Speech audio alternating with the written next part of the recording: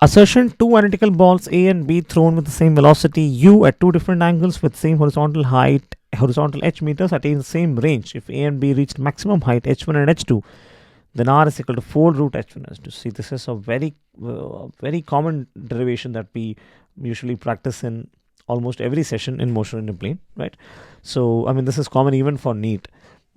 So what's if you analyze the given question, it says as two identical balls. So we have m and m, same velocity u and u, two different angles theta 1 and theta 2, having the same range r and r, but having different heights h1 and h2. So the moment you see the range is same, we know that if one angle is theta, the other angle should be projected at 90 minus theta. In which case, what is h1? h1 is equal to u square sine square angle of projection, which is theta here, by 2g. What is h2? h2 is u square sine square, what is angle of projection? Sine square 90 minus theta, the whole upon 2g. Now if you were to multiply h1 and h2, what do you get? What you get is u square sine square theta by 2g, which is this, into u square. What is sine 90 minus theta? Sine 90 minus theta is cos theta. So what is sine square 90 minus theta? It would be cos square theta. So instead of sine square 90 minus theta, what you get is cos square theta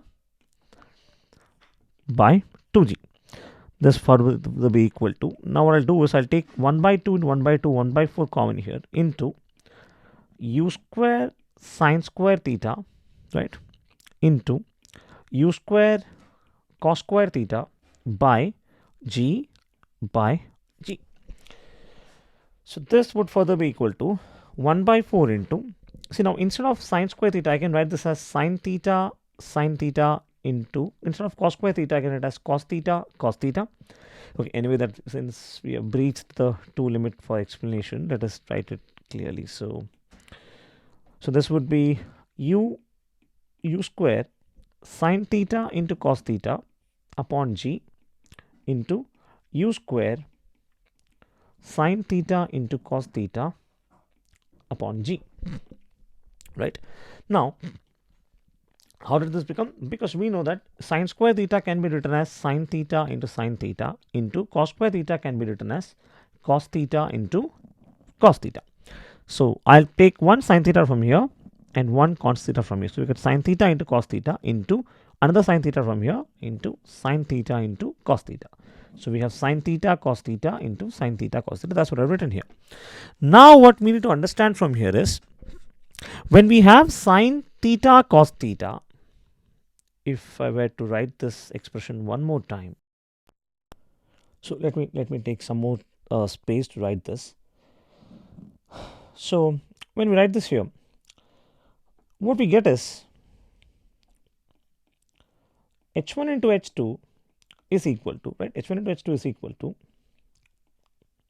u square sine theta cos theta, sorry, 1 by 4 into u square sine theta cos theta by g into u square into sine theta cos theta by g.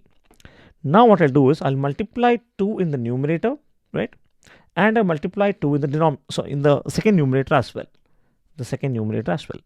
So if we are multiplying 2 times in the numerator, we should be dividing it in 2 times in the numerator as well to preserve the value, right? Now what do we get? Now what we get is h1 into h2 is equal to 1 by 4 into, now this 1 by 2 into 1 by 2 is 1 by 4, so I'll write it here, into 1 by 4 into 2 sine theta cos theta. See, what is sine 2 theta is equal to? Sine 2 theta is equal to 2 sine theta cos theta. So instead of sine 2 theta, I can write this as u square into sine 2 theta by g into u square into, again, what do we have here? 2 sine theta cos theta. So what is 2 sine theta cos theta? It is sine 2 theta. So if I'll write down here again, we got sine 2 theta upon g.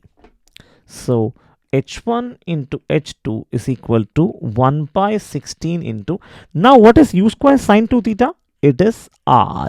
Again, what is u square sine 2 theta? It is r. So h1 into h2 into 16 is equal to r square, and if I take root on both sides, what we get is root 16 is equal to root h1 h2 is equal to r, and therefore r is equal to 4 into root of h1 h2, right? Therefore we can say that